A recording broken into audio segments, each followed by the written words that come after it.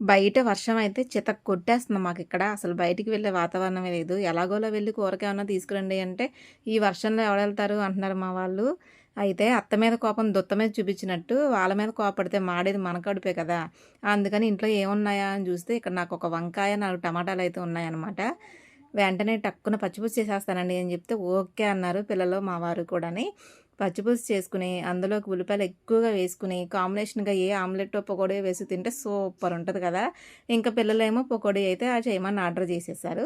సరే శనగపిండి, వరిపిండి ఎలాగో ఇంట్లోనే ఉంటాయి కాబట్టి కొద్దిగా పకోడీ కూడా వేసేసాను.